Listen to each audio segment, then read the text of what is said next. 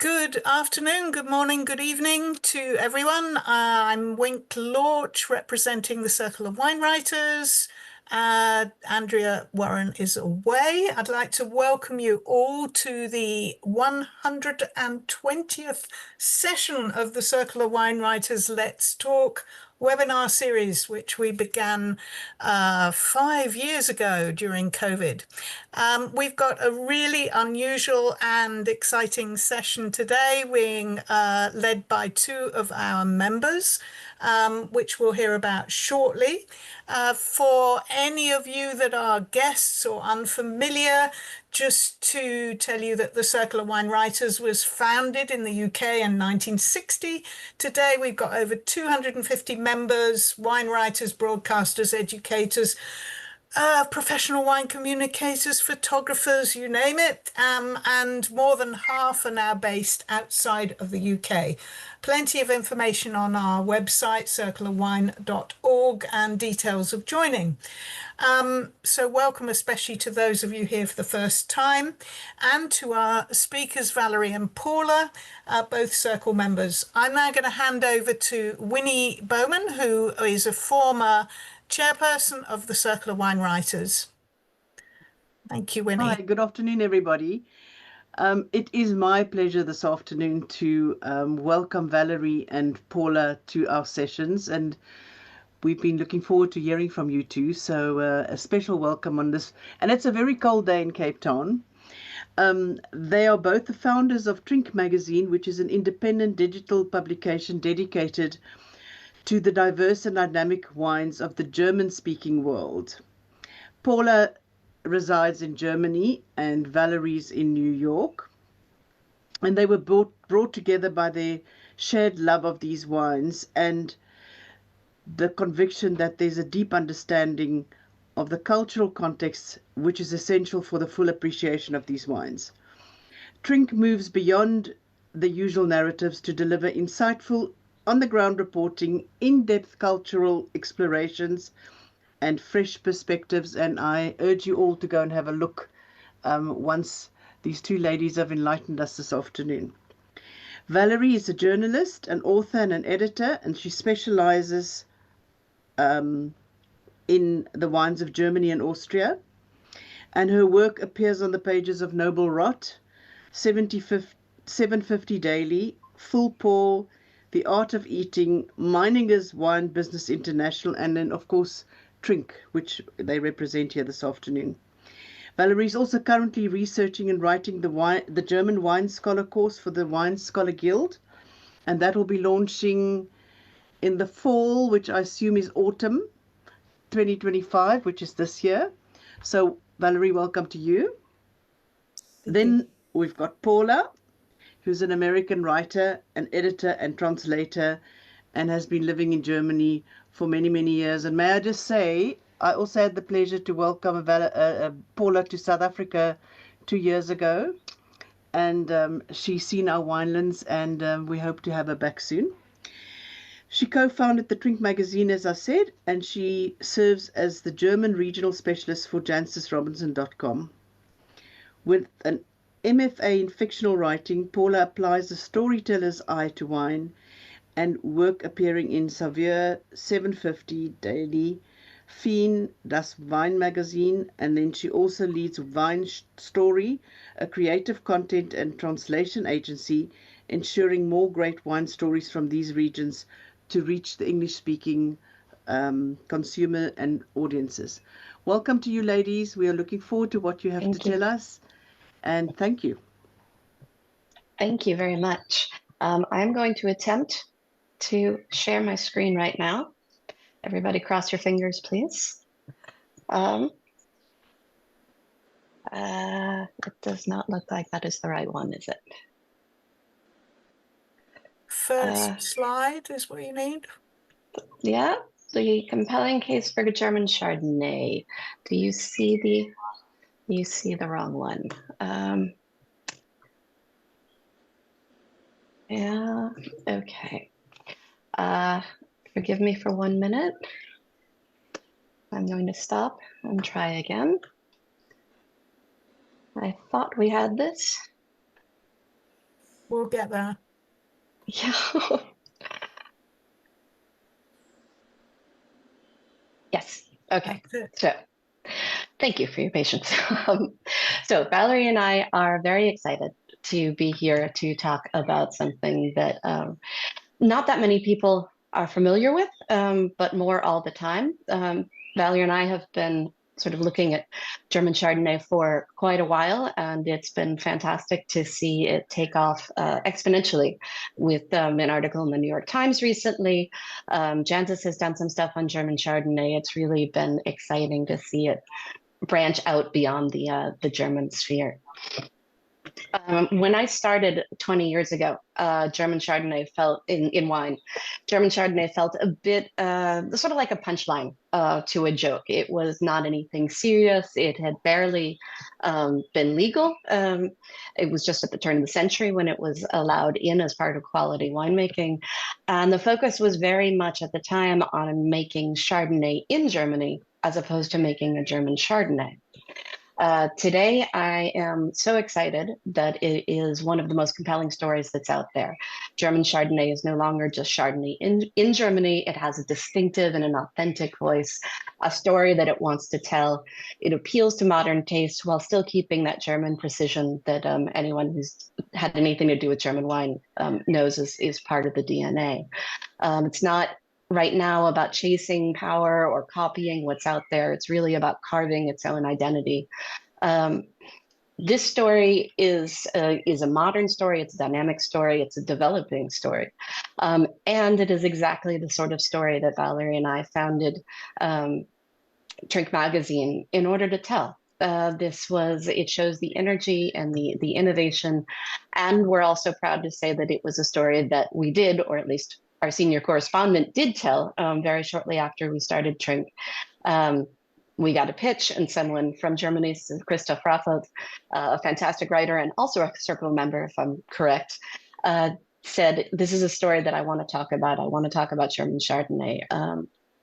And so it's on the website if you want to go and read it. It's well worth it. So this is that's what we're going to talk about. Valerie, can I turn it over to you? Absolutely. Thank you, Paula. And hello from my side in New York. To all of Paula's eloquent introduction, I just wanted to add that when the Circle of Wine Writers invited us to present today, Paula and I ticked through a list of possible topics within our coverage area. But when she suggested German Chardonnay, we both lit up, and then we knew we were on to the right topic. I think that sense of excitement comes, as Paula was alluding to, this sense of a new narrative for the variety in a new place, or in an old place, as the case may be. And we hope to convey some of that excitement to you today. I think the best place to start is really with this simple line graph, which in essence tells the entire history of German Chardonnay. If you notice that just 30 years ago, the line starts at close to zero. And that's because until 1991, Germany was not an officially permitted variety in Germany. I've asked many growers, including those whose families pioneered work with the grape in decades prior to 1991, why this was the case. No one has a really straight answer on that. We do know, though, that it was generally thought that the climate was just too cold to ripen Chardonnay adequately, and certainly for the sorts of styles that were fashionable up until the early 90s. Plus, of course, the 1971 German wine law notoriously pinned quality to ripeness and sugar levels, and Chardonnay was no match for Riesling or many other varieties in accumulating impressive must weights. So it's a little ironic, but in retrospect, great timing that just as Chardonnay was reaching peak saturation everywhere else in the world, in Germany, it was just getting started. And that timing has really played right into Germany's hands. The world has now gotten over its ABC stance and is ready to re-embrace Chardonnay, at least in the singular styles that come out of places like Chablis and Champagne and Oregon. Germany fits right in. It's got these cool, slender expressions with density, concentration, tension, uplift, and verve, and the steadily rising numbers show that the market seems to agree. Of course, just because Chardonnay, I think we're ready for the next slide. Just because Chardonnay wasn't legal doesn't mean it wasn't planted. We all know officially permitted never stopped a true believer. Germany has had Chardonnay vines since at least the 1950s. Some were planted in trial plots, but most were cases of mistaken identity. Growers who thought they were buying and putting in Pinot Blanc, which is called Weißburgunder in German, that grape has long played a small but important role in Germany. Those growers later learned that what they had put in was actually Chardonnay. The two grapes look very similar and, of course, are part of the same Pinot family. As you see from the quote from Klaus-Peter Keller, who's one of Germany's iconic growers, certainly known best for his Riesling, but also now really pushing the envelope for Chardonnay.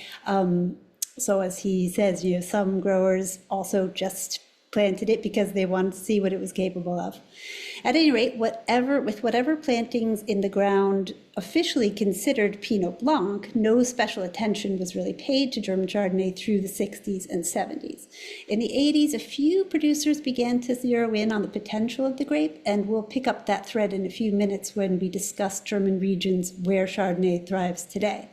By the 1990s, the time and, most importantly, the climate were ripe for a change and for German Chardonnay. And in 1991, Germany's Federal Agency for Agriculture and Food added Chardonnay to its register of permitted wine grape varieties. Paula? All right. Great. Thank you for that, Valerie. You took us right up to the jumping off point, if you will.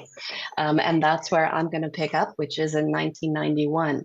I think for anyone who had the opportunity to see something like this develop, it's that it comes in a bunch of different styles and sort of phases, if you will. So over the last 35 years, it really is one that has moved from copying international influence to actually catching international attention.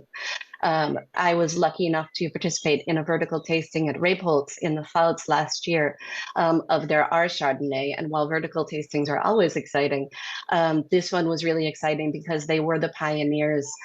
They were the first ones for the official planting. Valerie will be discussing Huber with an unofficial planting a little later. Rebholz was the first official planting. It was what's called a Versuchsanbau, or a trial planting.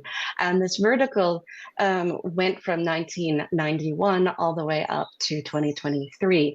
And what was so fascinating was that it was like a microcosm of the evolution of German Chardonnay through a single grower's lens.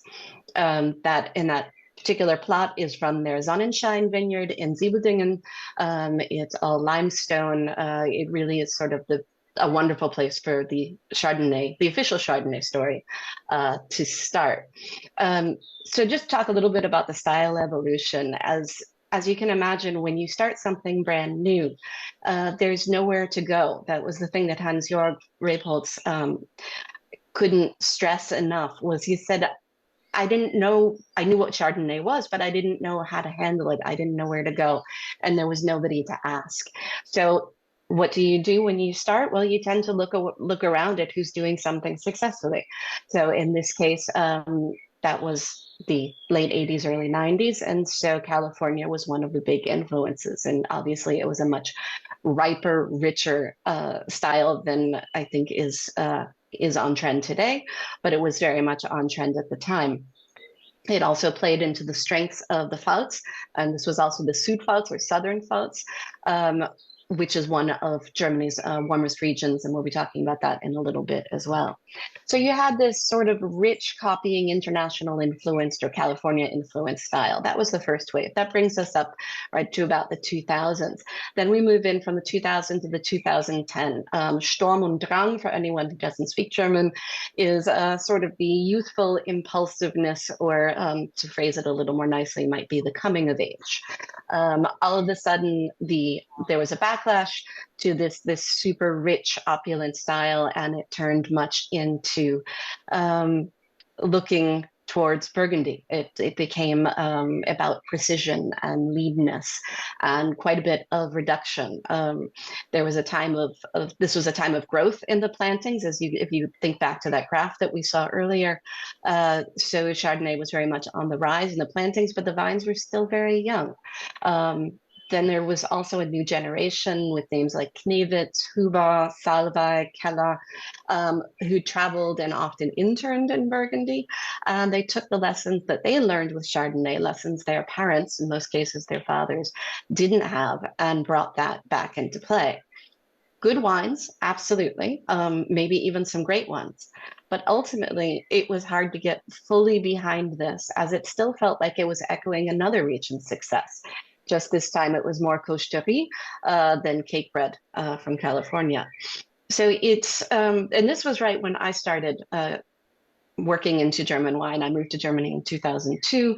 And so it was right around 2005 that I started looking around at German Chardonnay. And it was tasty wines, but I still felt that ultimately they weren't expressing place. Sense of place is important to me in my writing as well as my wine. And I felt like that was missing. So then that brings us through to the more recent phase. You can call it refinement. It's sort of this third wave that has really, you could say it started in the 2010s, but I would say it's really taken off in the last 5 to 8 years. This is another massive sea change where you're talking about terroir instead of templates. Building on decades of growth and stylistic evolution, the focus has recently been sharpened on crafting wines that express a truly unique German identity, moving beyond emulation of international archetypes. This era has been characterized also by an emphasis on precision, on minerality, and a delicate balance rooted in Germany's diverse terroir and cool climate conditions. These wines are structured, they pay attention to tension, they pay attention to texture, and many of them have a really low intervention philosophy. It's really about a German voice and how that voice is being expressed.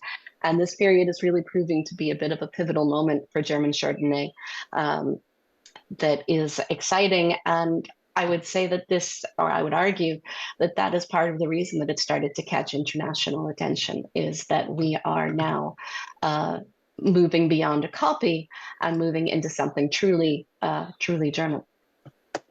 Valerie, I will turn it over to you. Thank you.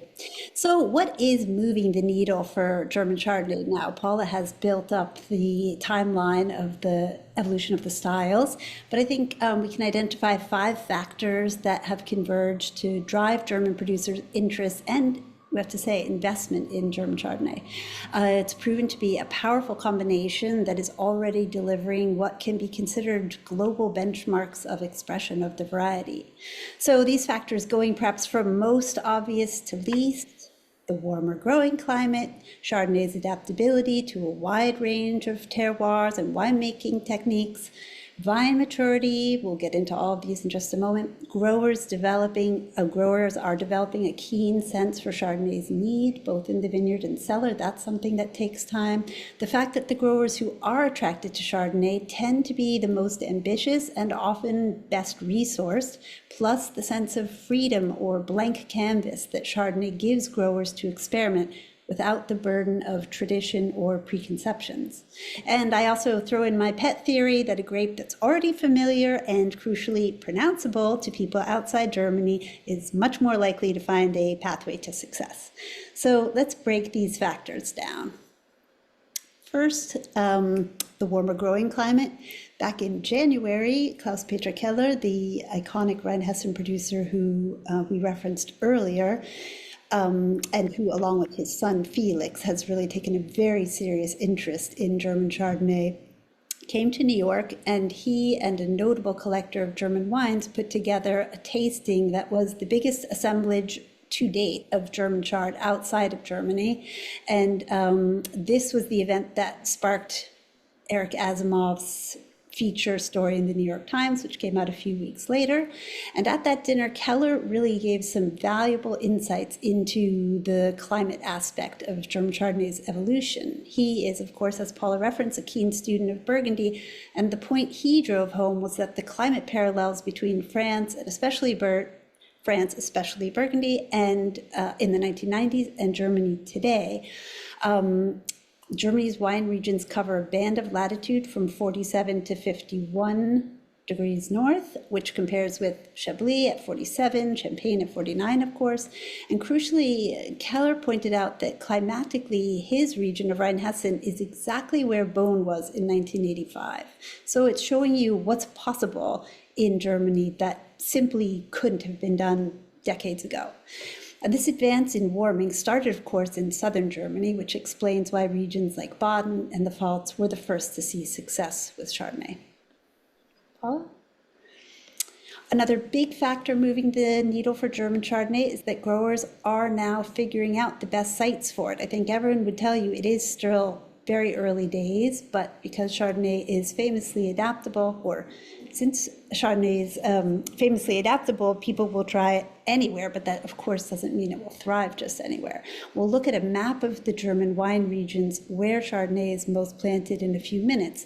But I think what would be really interesting to do, and sorry I lack the technical skills to do this, would be to overlay that map onto a geological map, because the areas with the highest concentrations of calcareous soils would just light up with Chardonnay in Germany. But these are not the only soils that give sophisticated expressions. There are also volcanic, loess, sandstone, and marl soils that are proving well suited. And we'll touch on winemaking techniques a bit later, but here suffice to say that Chardonnay's adaptability also feeds into its popularity among producers. Vine maturity is a huge theme here in a region that has only just really come online for Chardonnay. Think back to that line graph we looked at, you can easily see that most of the Chardonnay planted in Germany has only been in the ground since 2012, the majority. And the proportion of even younger vines increases year by year, of course. As vines reach maturity, they are changing what is possible for producers to deliver. However, well-resourced growers are starting to experiment with shortcuts to quality for young vines. And one of the most prominent approaches is to move toward extreme high-density planting. So even though this is very much the exception and takes huge resources, so really only somebody in the league of, again, Klaus-Peter Keller, and these are his vines that you're looking at now, only someone like that can really afford to push the envelope in this way. But I think it's very important to see what other producers will be able to learn from those experiments, and there'll certainly be a carry-on effect eventually. So this is showing Chardonnay very recently planted in the Zelleweg am Schwarzen Herrgott, which is right at the border between Rheinhessen and Pfalz. These are Chardonnay vines planted at 18,000 vines per hectare. And the reason that the Kellers have invested in this is that, sorry, I thought I had the quote on the slide, that as Klaus-Peter has said, doubling the density, he believes that doubling the density of plantings is better than old vines. And I think it's interesting to explore this concept in a little more depth. Felix Keller, Klaus-Peter's son, is strongly influenced by the work of Olivier Lamé of Domaine Hubert Lamé in Côte de Beaune, and his high-density plantings, which he has up to 30,000 vines per hectare for Chardonnay.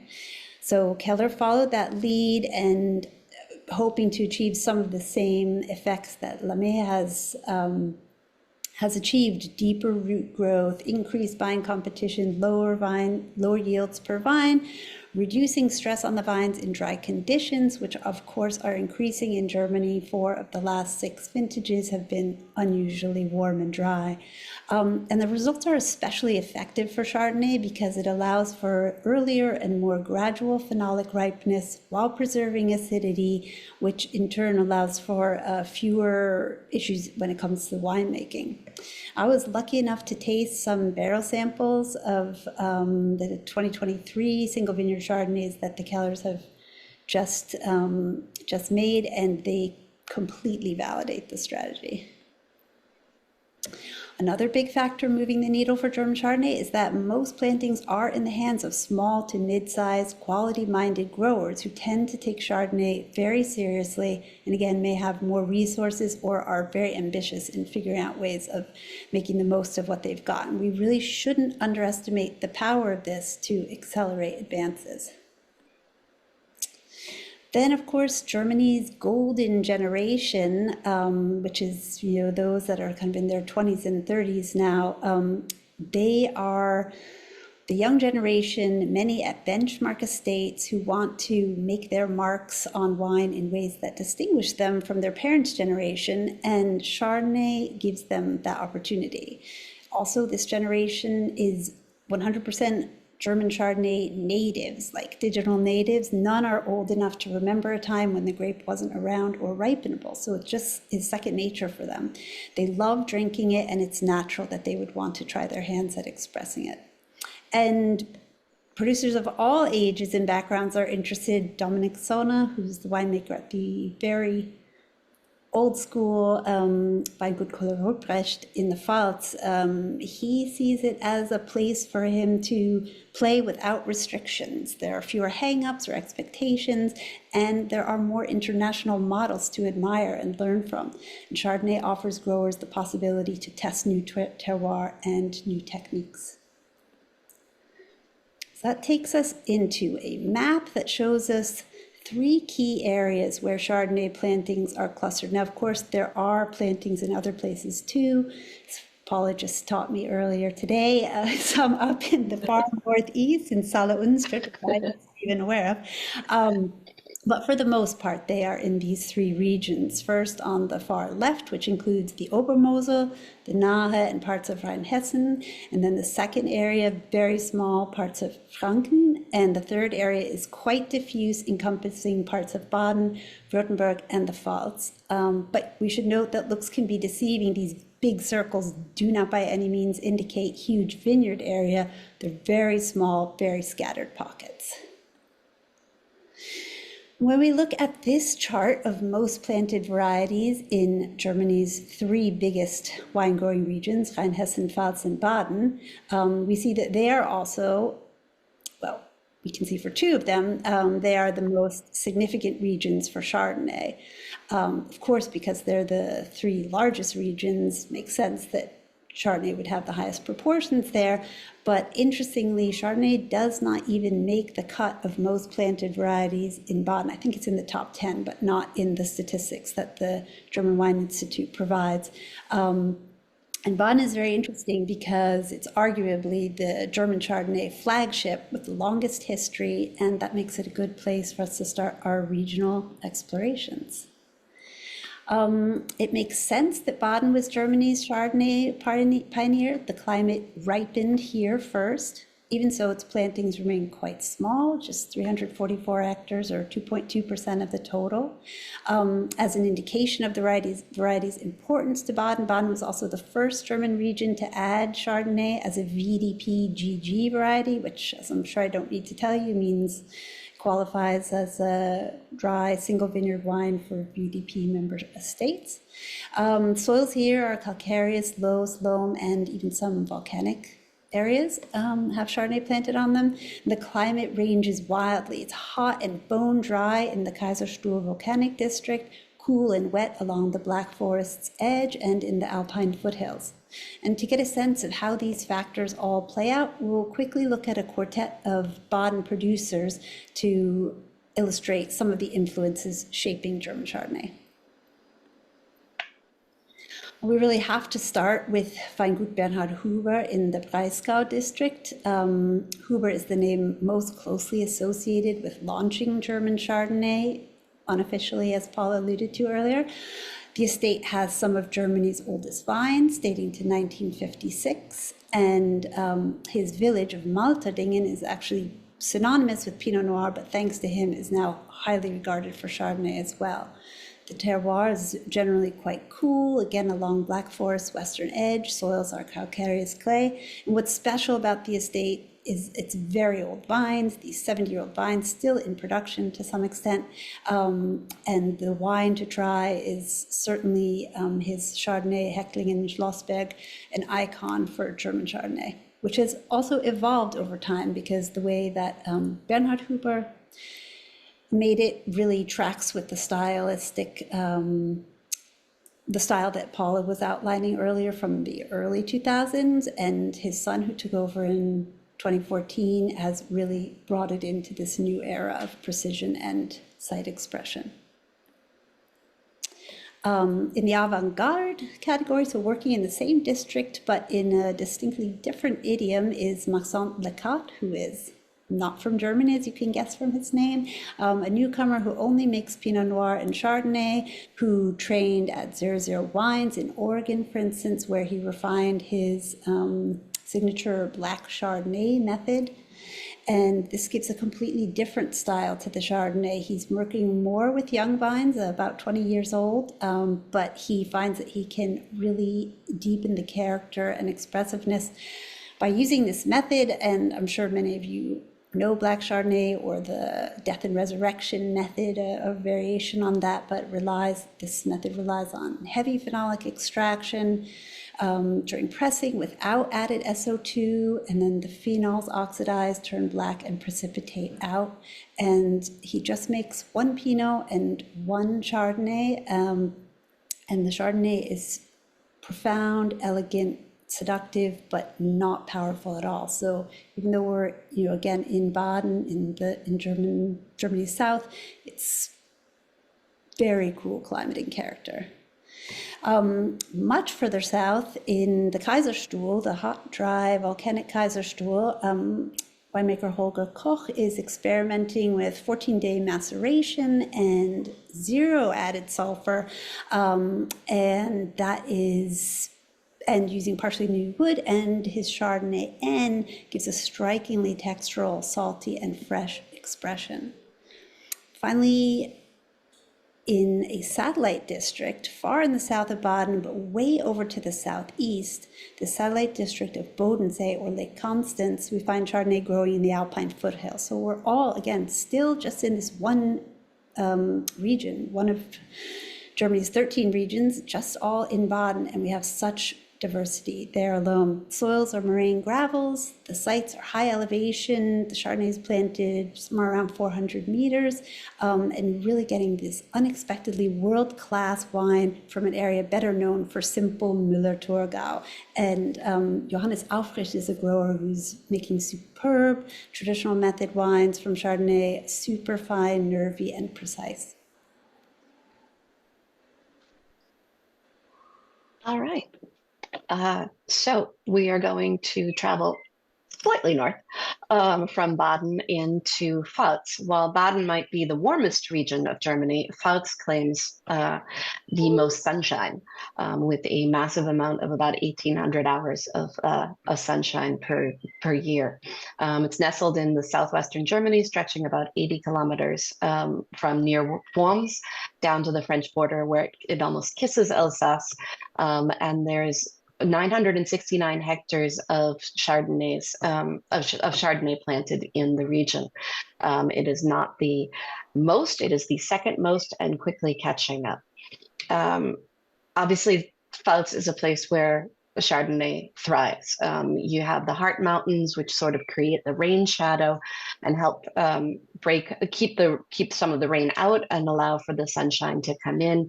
You still have beautiful diurnal temperature variation, so in order to get the aromatics and the structure and the freshness. And perhaps most importantly, although there's, as you would imagine for any region that has 23,000 areas hectares under vine, there is a large geological diversity, but limestone plays a significant role, especially in the southern section.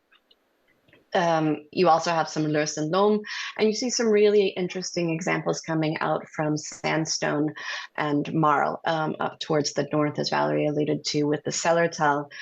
Those high density plantings that she pointed out are up in that map. The very top corner is the Sellertal. So that's where that takes place. And then you have somebody like Rebholz down in Siebeldingen, which is about 3/4 of the way down the map towards the bottom. The style, it's really impossible to say that there's one specific style. There's a lot of experimenting that's going on. Again, that young generation is also a generation that likes to cooperate, and they have so many different collaborations, cooperations, not in the sense of wine cooperatives, but rather in the sense of learning from each other, exploring together. It's really a dynamic and exciting place to be, to see some of the wines that are coming out of the region. Tends to be a little richer and more balanced than you're going to find elsewhere. Highly expressive and beautiful aging potential. It's impossible to try and pick out a couple of viewers, but due to time constraints, we couldn't cover all of them. So we did pick out a couple that the hope is you might be able to find outside of Germany.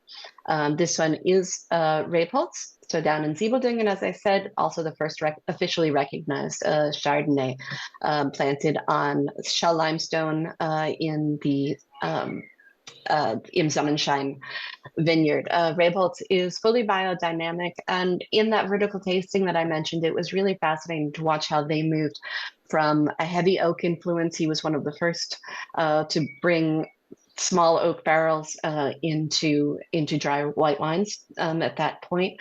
And then to watch him back off from that and talking with his twins, they're both going to be taking over in the future, and all three are fully involved in the winery and in the making of wine right now.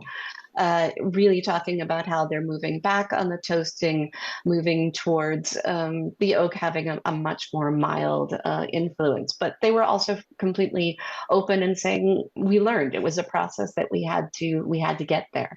And the more recent examples are much less oak influence and much more about purity, balance, and expressiveness. And obviously the fact that they have vines dating back to 91, I think actually to 1988, means that the recent wines are really showing beautifully. Another one in the Pfalz, slightly more towards the north and towards the Mittelhart section, right around Deidesheim, where not far from Köhler Rüfricht, is a young winery called Weingut Säckinger. Three brothers, you can see them in the pictures, Jonas, Philip, and Lucas, took over what was a family estate, but even the family estate wasn't that old, and they completely revamped it, moving from 3 hectares up to about 30 hectares now. They were part of that, in a sense, that generation, the second generation, the coming of age, if you will, heavy on the reduction, almost so austere as to be at points borderline and painful. And even they backed off from that recently and have said, okay, that was good. That was important for us to learn where the borders are, but ultimately those aren't wines that we would want to drink. And so their recent examples of the last couple of years have really backed off on some of that reduction and added a bit of playfulness and juiciness back into the wine, which makes them an absolute delight. The older ones are beautiful as well, but in a very, again, more of a copying style, an experimental style, and less in a wine of place, where the recent examples are. Next, we move to the Rheinhessen.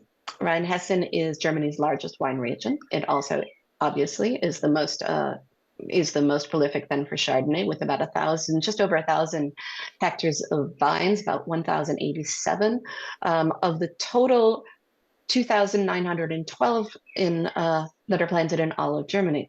So that means that you've got about a third of the country's overall vine plantings for Chardonnay here in Rheinhessen. You have incredibly diverse terroirs and some really progressive winemaking that is changing the Chardonnay landscape, at least for me. In terms of soils, again, you've got a rich tapestry of limestone, marl, clay as sort of the backbone of many of the vineyards. The limestone tends to be collected. I'm sorry, I didn't include a map. The limestone tends to be collected down towards the Wannergau, down in Westhofen, around where Klaus-Peter Keller is, and Battenfeld-Spanier, Wittmann, all of these sort of household names in terms of German wine.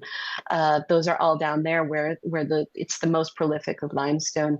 Then you also have some clay, and up towards the north, in the Roter Hang, you have the Rotliegen, which lends a certain spiciness to the Chardonnay. It's a very different expression.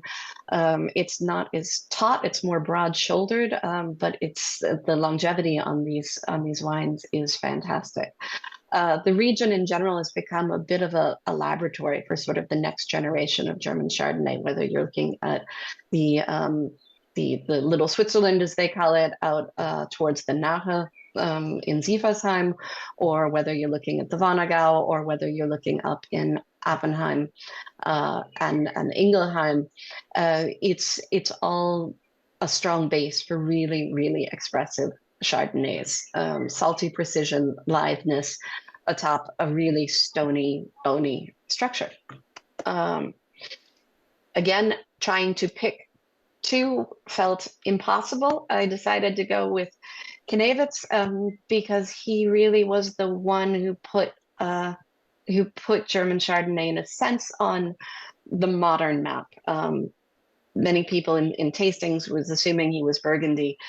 He's also backed off a bit on some of that heavy reduction, that flinty, fumy sort of intoxication, if you will, and is getting towards really chiseling down his sight. Whoops, everything okay? I heard a beep. All right. So we here you have Toby Knevitz, and he's sort of a whoops. Can you hear me? Okay, good. I can't hear everybody else, but I'm assuming that's okay. All right, so Toby Knevitz, spontaneous fermentation, extended leaf aging, quite a bit of oak influence, but he's been tending towards used oak in the recent years. He's located in Oppenheim, which is up towards the north. The Chardonnay Reserve comes from a vineyard with pronounced northeast exposure, so you really get that leanness and precision. Then on the avant-garde, you have Bianca and Daniel Smith. They are down in the Westhofen area, down in Wannergau, again, heavy limestone. These wines are committed biodynamic, low intervention, and frankly, they're just alive. They're the kind of wines that when you taste them, they move under their own power. They have a rhythm. It's hard to pull them apart and say whether it's green apple or melon or whatnot, because they come together so much on their own. She is from Hungary and he is from Germany, and they are as alive and fascinating and open-minded as their wines are, and a true joy. Okay. Next up, we doing okay on time? Yeah, I'll try and keep it fast. Next up, we have the Obermosel. This is not the Mosel that most people know. It's up on the border of Belgium and up by Luxembourg and France. And unlike the slate that most people think of when you think of the Mosel, unlike the steep slopes, these are sort of more rolling, gentle, wide, expansive valleys and limestone. This was traditionally very much the focus was a native grape called Elbling, which was used both for still as well as sparkling wines. For me, Elbling tastes somewhat similar to an Auxerrois, so it's a little more neutral than something like a Riesling. But Chardonnay and limestone, as we all know, are sort of natural pairs. The region itself is still pretty small, but Chardonnay is taking an absolute foothold, not least because sparkling wine is part of the part of the DNA of the region. Also important to mention is that limestone is part of the extension of the Paris Basin. So you've got the same, not only limestone, but this real chalkiness that you'd find in Burgundy and Champagne. There's only about 77 hectares, so it is still very much small and small but growing. Then if you can find the wines, they're definitely tough to find, but two to watch out for in the region are Jonas Dostrat, who Valerie had mentioned it earlier, and was in that New York Times article. His vineyards are located in Nittel. And the other one would be Weingut Rinke. What's really interesting about Rinke is that they have a single vineyard, but it's gemischte Satz or field blends. So it's about 90% Chardonnay planted together with a little bit of Pinot Blanc as well. And I think there might be some Pinot Noir, but I'm not entirely sure about that. And so those are entirely different style of wine than you'd find. They're much leaner, saltier, stonier, I guess I'd say, than something like in the Pfalz, but beautiful, beautiful wines. Next up, we have the Nache. Again, very much a niche player. Steep slopes, blend of granite, slate, sandstone, and volcanic. Right now, all of the classified vineyards in the region are Riesling, but Chardonnay and the Pinot varieties in general are starting to really get some traction there. You've got 180 different soils in the region, in a region that only has about 4,000 vines total. So obviously, you're going to get a number of very different expressions. A couple of ones to watch for, if you can find them, is Dernhof and Schäfer-Frulich, as well as K.H. Schneider, and one of the more avant-garde producers is Gloglo, which is a bit of a rounder, just truly cheerful wine. And Valerie, I will turn it back to you.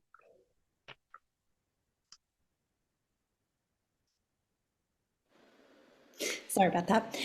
Mindful of the ticking clock, I will just quickly pass through Franken to let people know that although this region is completely synonymous with Sylvaner, actually many of the growing conditions and soil types that make Franken so compelling for Sylvaner work equally well with Chardonnay, and one of the flagship producers there, Weingut Rudolf Fürst, also has this niche production of Chardonnay from the Astheimer Kartäuser vineyard that is really a showstopper, and I think that people will pay more and more attention to the grape in Franken. Also, just to skate by Württemberg, which, like Baden, it's very diffuse, very spread out, has a wide range of terroirs and soil types. It's probably the least known German region for Chardonnay that has significant Chardonnay plantings, but it has become home to some of Germany's top producers. The problem, of course, is that Württembergers love their wines and drink most of them locally. Stuttgart and the Remstal are the heart of the area and have perhaps the highest concentration of Chardonnay sites. Marl and colored sandstone soils, and then over in the Neckar Valley, I'm sorry I don't have a map to point it out, but that's where there's much more shell limestone and terraces that have traditionally been dominated by Trollinger, but now producers are realizing that Chardonnay could really shine there. And if there's going to be a VDP, the next VDP Chardonnay, my bet is it's going to be there. So it's worth seeking out if you can before it gets that GG label and the prices go up. Yes, good tip, Paula. I think we can just skip through the individual producers just to highlight, where German Chardonnay is now is really a focus on expressive, enjoyable wines that are often with moderate alcohol. Really hope that we've driven home the point that there is no such thing as a German Chardonnay style, just far too many variables, but there is a through line, which I think is that the wines are expressive and complex, highly drinkable, serious, but also joyful, and really just getting started. I would completely agree with that. There's really, as you pointed out before, is this sort of confluence of many wonderful things that have all come together to form something that people should be paying attention to. So while one of the, I would say, the Valerie's and my most hated things is when someone says, yeah, but it's cheaper than Burgundy. Um, it's true. It is much more of a value proposition, but it stands in its own right and it deserves to be much more than just a backup plan.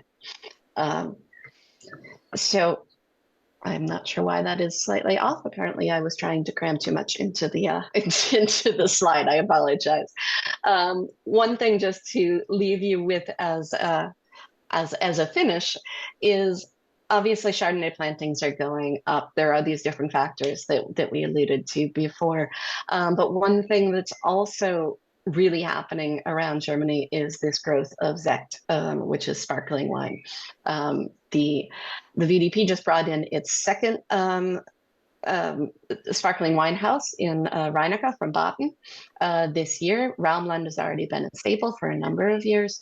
And it's been wonderful to see how winemakers are embracing Sekt, not again as a backup plan for something that for a harvest that didn't work or a vineyard that didn't work, but rather as something deliberate. And Chardonnay, as everybody knows, fits beautifully into that equation.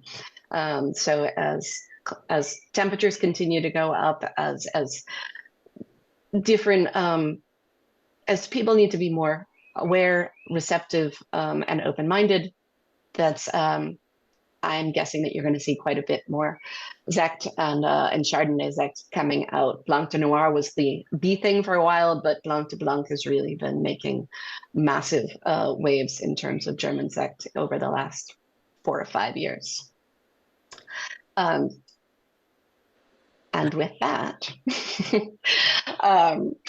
thank you so much, everybody, for coming and joining us. I know that we sped up a little bit at the end. I guess a lot like the Chardonnays.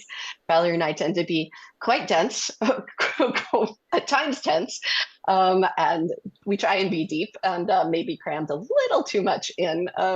Feel free to reach out and contact us through the magazine if you have any questions. We're always happy to answer anything. Do take a look at Christoph's amazing article if you have a chance for Circle of Wine members. There is a discount for the magazine, so feel free to look at that under member benefits. It was an absolute honor to be here to talk to you, everybody, and I think we can open it up for questions. Valerie, did you have any parting words? No, ready for questions. Thank you. Thank you both very much. There aren't any questions in the chat, so I'm going to ask you one myself. Given that you both are the German-speaking, now how do you call it? The German-speaking wine experts.